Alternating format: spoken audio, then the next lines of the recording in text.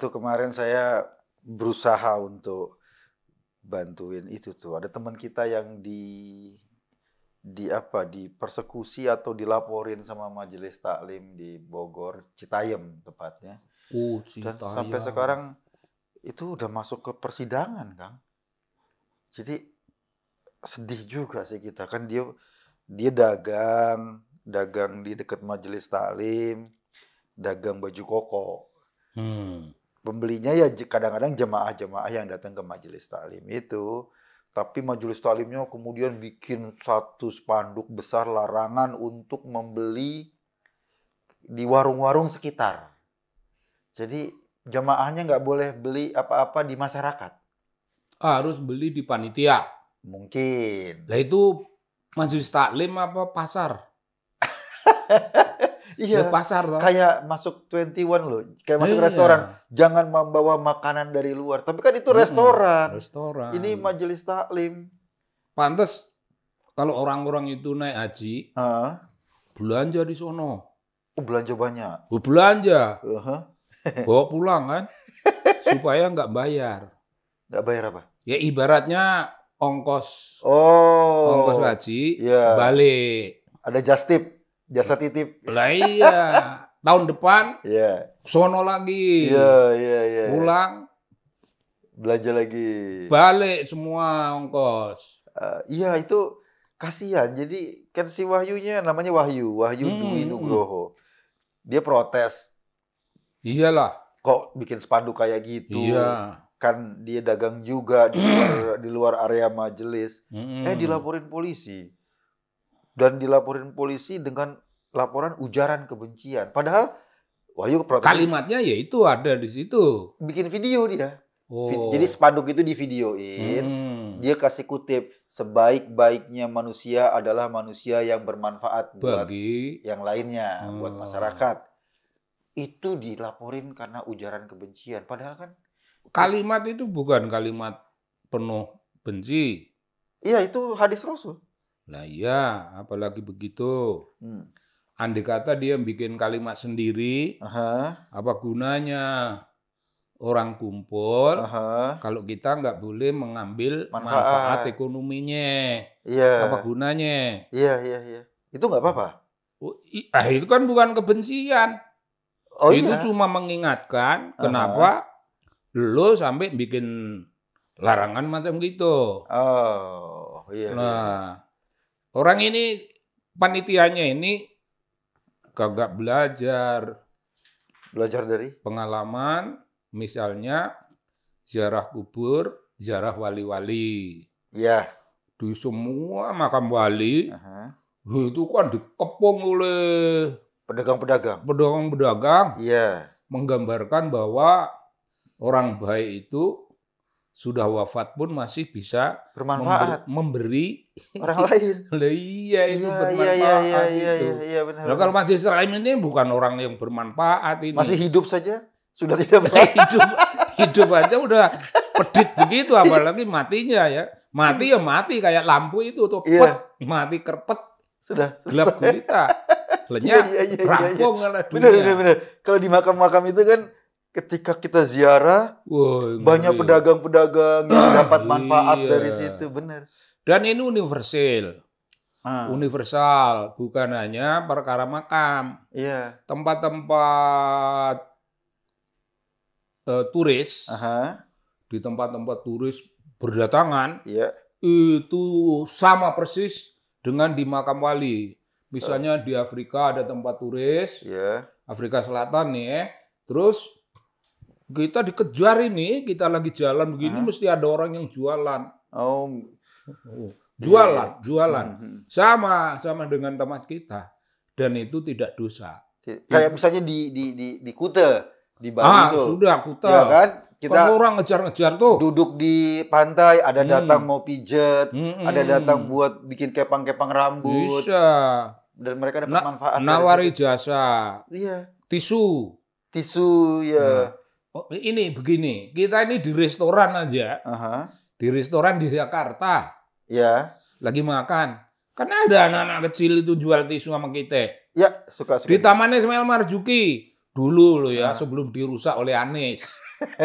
Dulu kita kan duduk-duduk ini nyaman gitu tuh. Ada anak kecil itu jualan. Atau yang ngamen kadang-kadang. Yang ngamen kadang-kadang agak ganggu ya.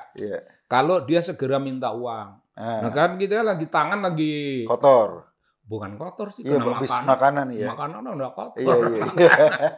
Lagi makan gini suruh ngerogoh kantong. Ya enggak bisa. Di Bulungan. Ya toh? Di mana kita ngumpul-ngumpul. Ya ada orang yang mencari manfaat ekonomi. Dan itu harus dibolehkan. Karena itu merupakan mekanisme keadilan yang bisa diciptakan oleh masyarakat. Karena pemerintah tidak bisa menciptakan gitu. Mana ada itu mekanisme keadilan oleh rakyat. Pun majelis taklim. Iya. Majelis taklim itu kan ibu-ibu itu ya. Enggak, bukan cuma ibu-ibu kalau yang di Citayam itu semuanya laki-laki perempuan. Jadi, tapi katanya sih ada pengajian laki-laki, ada pengajian perempuan. Enggak, aku mau laporin polisi. Kenapa? Lah mereka melaporkan si Wahyu. Kan sebelumnya ada. Sebelumnya dengar pernah itu juga ada orang yang dilaporin. Ya, saya nggak tahu kasusnya apa. Sama majelis taklim itu juga. Kok kuasa sekali dia? Ya mungkin merasa apa gitu kan, merosok jamaahnya banyak. Merasa Islam gitu. Gue bukan Islam. Ya nggak boleh lah itu. Jadi saya mengusulkan ini dibahas supaya kita tidak sekedar membahas persoalan selesai dengan kata-kata. Oke. Ini harus selesai dalam tindakan. Namanya tindakan hukum. Maksudnya? Lah, pasti ada provokatornya itu di antara pengajian itu. Oh ya, panitia atau mungkin yang melaporkan kan? Ya enggak usah yang melapor, pokoknya ada provokatornya itu. Sebelum dilaporkan itu kan ada dirembuk oleh mereka. Percuma nih kita datengin orang yang dapat duit sono. Panitia mah kagak. Percuma kita. Loh kan mereka kan dapat uang juga dari sumbangan, dari... itu kan kata mereka, percuma itu kata mereka. Maunya duit sumbangan ya dimakan oleh dia. Efek ekonomi dari ngumpulnya mereka. Bisa jualan, maunya juga dia. Ya gini Bung, kalau gini caranya, ini bazar apa pengajian? Kalau bazar ini kan pasar malam. Ya pasar malam lah, pasar kaget lah. Wah ini kejam. Kejam ya. Kejam. Padahal ya, kan kalau kita bayangin itu kan kayak di tengah-tengah perkampungan kan. Iya. Jadi ini majelis taklimnya, di sini ada masyarakat tinggal sekitarnya. Iya. Kalau mereka ngundang jamaah katakanlah 10.000 orang saja, bawa motor, bawa mobil, itu kan mengganggu, membisingkan di situ. Satu, polusi suara, polusi, orang jualan jadi sempit, polusi emisi kendaraan. Iya. Kan polusi semua itu. Iya. Belum lagi nanti ya suasananya pasti kan karena banyak orang pasti lalu lintas mereka susah ya kan? Kan nggak nyaman. Kan pasti nggak nyaman ya. Di perkampungan itu kan pintu kecil-kecil begitu. Jalan kecil-kecil. Rumah kecil di depannya itu buka pintu, terus itu di depan rumah dia barangkali dipakai orang jualan atau dipakai orang jalan, dipakai orang taruh motor. Nah, ya nggak bisa begitu. Ya, artinya dia mau memberikan ketidaknyamanan ke orang. Tapi manfaat ekonominya nggak boleh. Nggak boleh. Itu bukan pengajian. Itu apa? Itu penindasan. Intisarinya penindasan. Tapi kan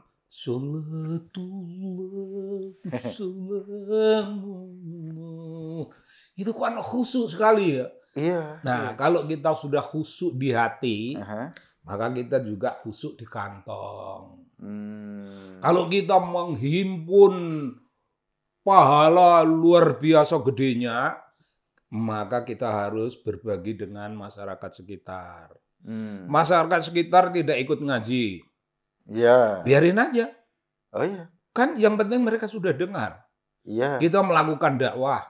Mereka dengar. Oh tidak sekedar mendengar. Mereka jualan. Dapat manfaat. Sudah dapat manfaat ekonomi. Taruhlah selama pengajian itu mereka mendapat 200 perak.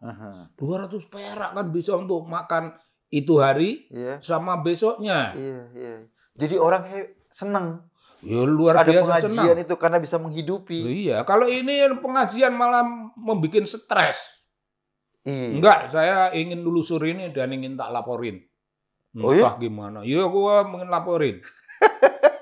Ya karena kan nggak benar lah ini. Iya. Ini ketidakadilan lah ini. Iya. Dan ya polisinya lah ini yang apa polisi nggak tahu.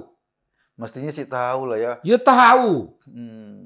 Masa polisi dilapori oleh orang-orang sinting begitu ikut sinting. Ya, menurut aku ya sinting lah. Ya mungkin polisinya bilang, wah yang laporin ini ustadz besar atau kiai besar gitu loh. Jamaahnya ribuan. Gak ada yang besar. Gak ada. Dalam rumusan Islam, ya nggak perlulah ada imam besar.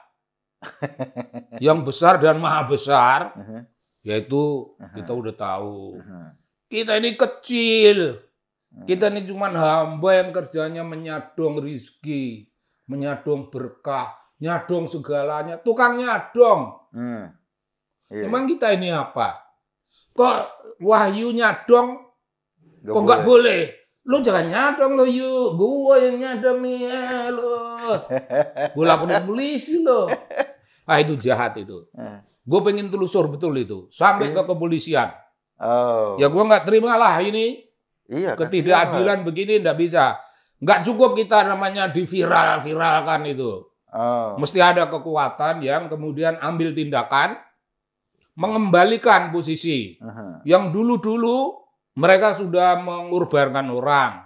Ya sudahlah, itu dosa mereka. Dosa itu urusan mereka. Entah mereka mau bagaimana, Allah mau bagaimana, kita nggak pengen tahu.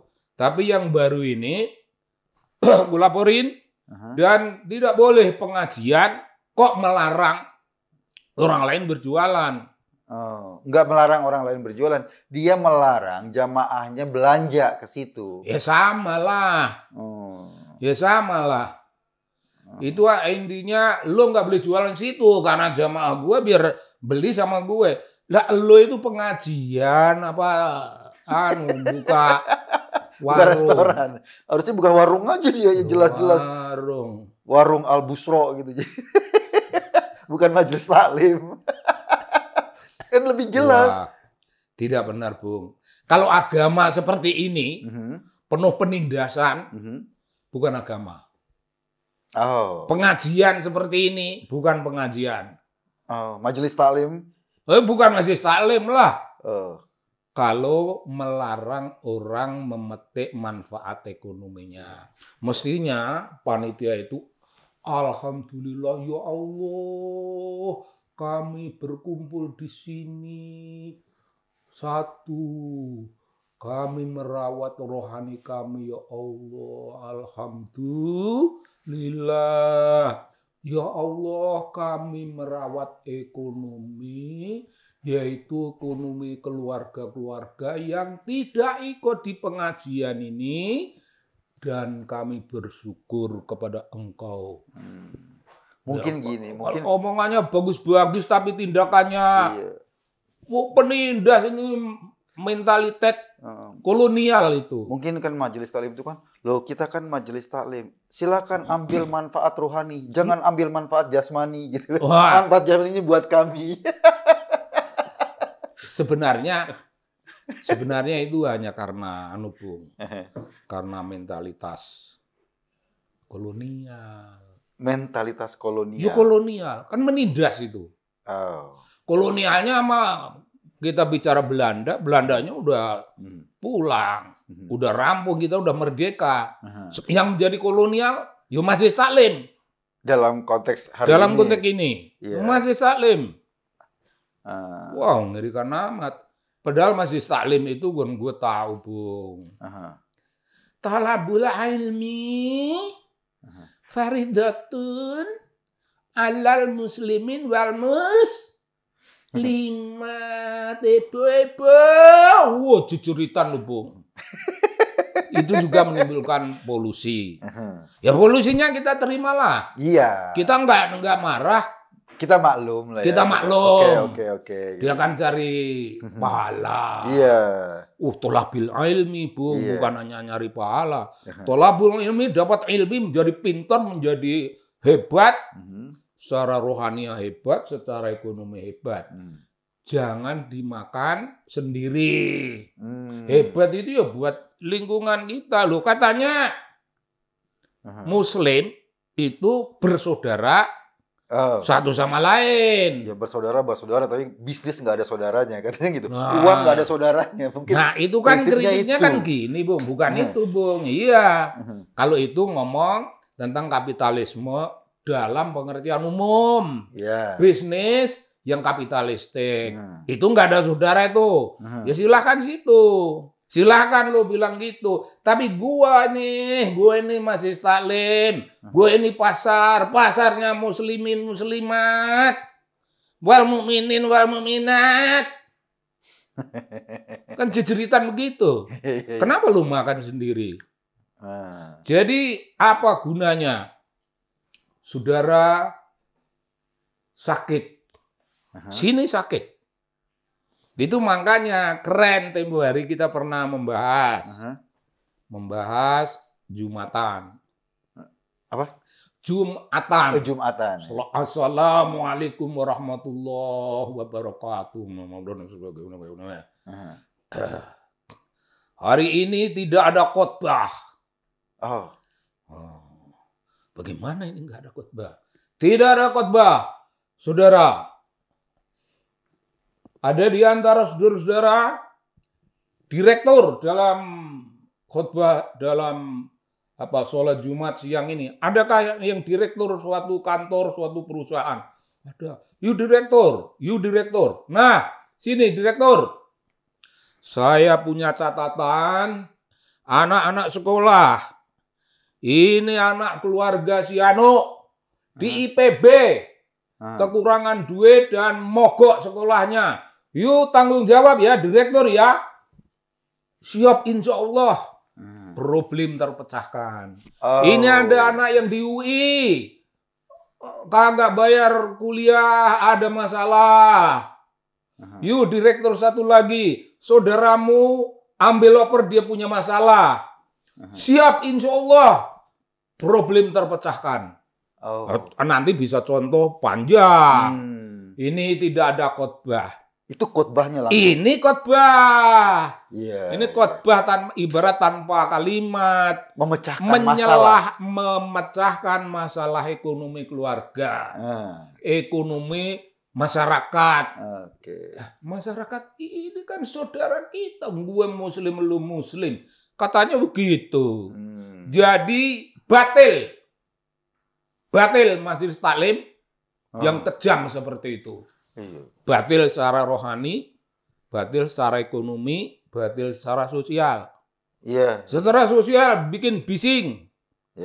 Tapi orang lain tidak boleh ikut manfaat. Lu bising aja loh. Kita udah bolehin kita. Ya udahlah, kita mau apa lagi. Ini yang tholabil ilmi, jangan main-main. Tapi lu jangan semena-mena, lu jangan otoriter lu. Ini namanya otoriter. Suruh mereka ya belajar lah. Gua harap beginilah. Gua datangi nih Polsek, pasti itu yang menerima itu. Polsek bukan Polres. Polsek. Polseknya itu goblok ya. Bagaimana perkara? Sekarang kalau Polsek itu ada otaknya. Kan dia datangi. Ntar dulu laporan lo. Bunyinya begini. Kasus nyatanya bagaimana? Lalu gue cek juga si Lukman. Lu ngomong apa lu? Wahyu. Wahyu. Ngomong apa yuk? Lu. Begini. Wah, kalau begitu lu meluruskan cara berpikir Majelis Taklim. Lu kagak salah yuk. Kebencian apa ini? Lu menggunakan hadis untuk menambahkan dimensi sosial dari pengajian yang rohaniah. Kan ini dimensi sosialnya. Orang itu mesti bermanfaat bagi orang lain. Kalau begitulah keadaannya, maka dialah manusia yang sebaik-baiknya manusia. Ya suruh si Majelis Taklim itu belajar dari si Wahyu. Wahyu itu kira-kira bisa khotbah di situ. Ya dia khotbah, istrinya lah biar yang jualan kan. Wahyu khotbah. Assalamualaikum. Dan ngomong-ngomong, gua kagak minta honor, kagak. Lillahi ta'ala.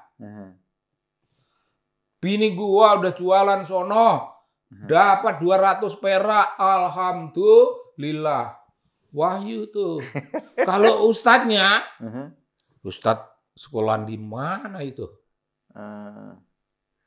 Banyak ustadz yang ya. Ya nggak tahu, mungkin karena mereka bikin majelis ya selain untuk pengayaan rohani juga untuk pengayaan jasmani kan. Jadi mereka nggak mau berkurang dua-duanya.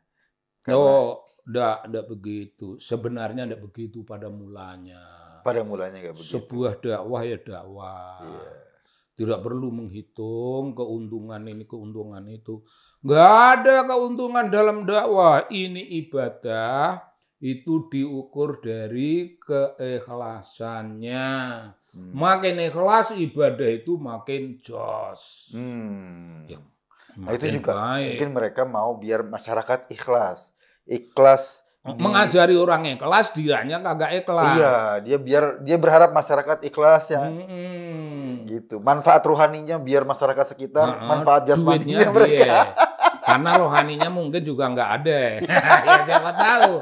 Ya, karena kalau kering, khotbahnya kering melulu ya toh. Kering. Apa khotbahnya menyalahkan orang. Yang terbaik ialah majelis taklim kita ini saudara-saudara. Yang lain-lain itu kafir. Ini mesti ditelusur dulu, Bung. Ini kadrun apa bukan? Ini masalah ini. Belum tahu. Nah, mungkin kadrun ini. Setahu saya ya mereka melaporkan Wahyu ke polisi. Sekarang Wahyu ditahan di Cipinang. Jadi Wahyu ini orang bukan kriminal. Dia cuma dagang. Ya bukan, pedagang. Dia cuma dagang buat menghidupi anak istrinya. Anaknya 2. Masih kecil-kecil. Dan ditangkapnya di depan anak dan istrinya sama polisi. Video kita ini bukan hanya video tentang kesenian, bukan hanya video tentang politik, bukan hanya video tentang apalah yang menyenangkan orang. Ini bagian yang enggak terlalu menyenangkan, tapi inilah bagian dari jihad fisabilillah. Kita ini jihad, jihad fisabilillah, betul. Jihad itu bukan yang ingin menjatuhkan orang Pak Jokowi. Enggak, ini jihad tuh lain ini, Bung. Ini menempatkan kebenaran sebagai sentral dari perjuangan, termasuk di dalam majelis taklim. Kalau majelis taklim melupakan kebenaran, apalagi melupakan keadilan, dan mereka telah melupakan dua-dua itu. Orang dia laporin. Iya, dilapor. Apa untungnya buat majelis taklim orang tuh di penjara? Supaya yang lainnya jualan takut. Mereka. Enggak, supaya yang lainnya takut. Luanya takut lah, tapi kalau gua nggak ngapain jualan situ ya. Iya. Kalau aku jualan, gua jualan di depan di depan mic. Sarung. Peci pun ada 2, putih dan hitam. Putih dan hitam ada variasi. Macam-macam itu. Jualan di depan mic. Gimana tuh? Gua dilaporin polisi, gua laporin dia. Orang jualan gak boleh. Gua laporin. Nah, ini mau menyebarkan dakwah. Dakwah. Seruan rohani. Seruan supaya manusia berbondong-bondong ke jalan Allah. Berbondong-bondong, Bung. Gitu. Idza jaa nasrullahi wal fath.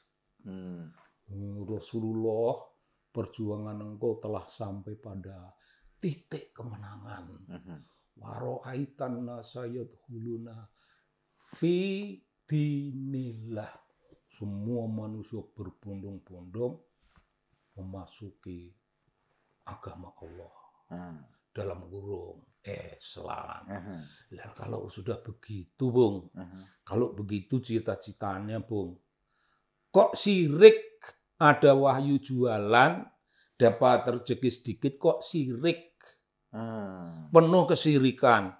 Bung, ini lebih serius dari apa yang kita bicarakan. Yang kita bicarakan ini hanya ngomong sebagai fenomena sosial. Tapi kalau ini ustadz yang ahli, yang membahas ini, wow, pembahasannya akan lebih keren. Dan sebenarnya begini, Bung. Aku ingin melaporkan orang yang melaporkan itu supaya dia tahu kayak apa rasanya diinterogasi polisi, kayak apa rasanya di penjara, ditahan duluan itu, ditahanan, selama ditahan itu memasuki wilayah pengadilan di pengadilan negeri, kan, Jakarta Timur ke apa Jakarta Selatan. Di pengadilan akan diputuskan apa-apa. Yang laporin ini panitia dan yang laporin itu semua dilibatkan. Akan tak laporin supaya semua merasakan. Oh iya, takutnya takutnya diinterogasi polisi. Dan polisinya yang menginterogasi Wahyu akan tak laporkan kepada atasannya supaya polisinya itu dicopot. Oh iya, Bung, serius, Bung. Lo kawanku polisi banyak, polisi bos-bos. Kalau kekurangan nanti laporin ke Pak Jokowi toh. Ini Pak Jokowi harus tahu ini persoalan. Supaya Pak Jokowi menanyakan kepada Kapolri, Kapolri menanyakan pada Kapolda, Kapolda menanyakan Kapolres, Kapolsek. Kapolres menanyakan kepada Kapolsek. Kenapa ini? Gitu? Kapolsek itu pangkatannya jelirit begini, Bung. Belum punya pangkat itu. Makanya masih goblok gitu. Masih goblok. Ya mungkin kan kita nggak tahu karena mungkin pertimbangannya jemaah pengajian tuh yang banyak. Jadi laporan dari mereka itu kayaknya langsung diterima ketimbang nanti ada apa-apa di masyarakat. Gitu. Wah, ada apa-apa diambil. Kalau polisi ada apa-apa dihadapi lah. Jangan memanjakan mayoritas yang otoriter seperti itu. Biarpun ini hanya seorang Wahyu, seorang yang kelihatannya tidak begitu penting, tapi dia warga masyarakat. Harus dia dijaga. Muslim. Haknya harus dia dijaga. Punya hak-haknya. Iya. Harus dilindungi. Masa takut sama orang banyak? Selama polisi takut pada orang banyak, selama itu keadilan tidak akan pernah ada. Tapi intinya gue laporin Pak Jokowi lebih dahulu. Pak Jokowi supaya mengambil tindakan, manggil Kapolri, Kapolri memanggil Kapolda, dan seterusnya. Sampai ketemu ini, tuntutan gue ada, Bung, tuntutan gue. Wahyu mesti dikasih keluar. Wahyu dikasih keluar selama proses pengadilan itu dan penahanan itu. Loh, kasusnya cuma begitu. Iya, kenapa ditahan? Gitu? Ada dosa-dosa apa? Wahyu dikeluarkan dan selama berada dalam tahanan dia tidak bisa kerja. Iya. Dia punya bini dan punya anak. Iya. Selama dalam tahanan berapa hari mesti dikasih hitung. 1 hari dia menghasilkan berapa rupiah dikalikan itu. Dan ini kasus istimewa, kasus khusus. Tidak bisa menjadi khusus karena ini menyangkut agama, menyangkut lembaga keagamaan, menyangkut manusia-manusia, menyangkut namanya ustadz. Ustadz itu mestinya kayak wali-wali zaman dulu. Orang itu dilindungi, Bung. Dilindungi. Dan kalau Wahyu itu tidak pernah ikut, ya sudah bagus kalau wali. Tapi nanti kan didatangi, kenapa lu nggak pernah ikut? Lu jualanmu, lu sih aneh begini. Dan seterusnya. Itu dakwah. Itu dakwah. Aku betul-betul nggak terima ini, Bung. Aku akan lapor ke Pak Jokowi. Wahyu, supaya Wahyu dengar ini. Dan panitia keseluruhan yang berunding bersama-sama membuat orang menjadi pelapor, dan pelapor itu pelaporan barang yang nggak ada gunanya begitu diproses. Polisinya orang Kapolres, Kapolsek, polisinya juga dikenai. Udah bisa di negeri yang, apalagi negeri Muslim, baldatun thayyibatun warabun ghafur, maunya gitu. Maunya menuju ke itu. Nah, semua orang kan bisa bicara begitu. Kalau lu punya cita-cita baldatun thayyibatun warabun ghafur. Warabun ghafur. Kenapa? Kalau cita-citanya itu baru menuju, lu bisa memberi orang kesempatan ekonomi kecil, lu udah nggak jadi. Kapan baldatun itu? Nah, ini sudah menjadi baladil amin. Ini sudah menjadi negeri yang aman lah. Tapi justru pengajian yang membuat tidak aman. Ya nggak bisa begini. Ini bukan pengajian dalam keseluruhan, ini pengajian dalam kasus itu. Iya, yang lain kasus per kasus. Yang lain banyak pengajian kita dukung, kita dukung. Ini kasus ini saja. Kasus ini. Kalau yang lain-lain yang benar-benar itu, aku disuruh ceramah di situ, kagak dibayar, gue malah bayar. Gimana? Oke Kang, ini keren banget nih. Jadi kita berharap ini, kalau tadi Kang Sobari ngomong soal makamnya Wali Songo, itu masih memberi manfaat pada masyarakat sekitarnya. Sudah berapa abad? Sudah berapa abad. Orang baik ketika dia meninggal masih memberi manfaat. Makamnya Gus Dur kan, masih banyak yang hadir di sekitar makam itu, masih ada orang yang berjualan dan dapat manfaat. Dan memetik barokah. Memetik barokah dari orang-orang baik, bukan cuma di masa hidupnya, juga di masa ketika beliau wafat, orang-orang baik itu wafat. Kita saksikan bahkan makam orang-orang besar, makamnya Bung Karno di Blitar, sekitarnya itu banyak yang dagang. Itu penuh. Jadi penuh, dan itu memberi manfaat ekonomi. Yang anehnya, orang-orang besar, orang-orang yang punya akhlak itu, orang-orang yang luar biasa itu, bukan cuma bermanfaat pada saat hidup, juga pada saat wafat. Tapi ada orang yang pada saat hidup saja nggak mau diambil manfaatnya sama orang lain. Ini luar biasa. Kita kembali pada diskusi-diskusi yang akan datang. Terima kasih. Terima kasih. Terima kasih.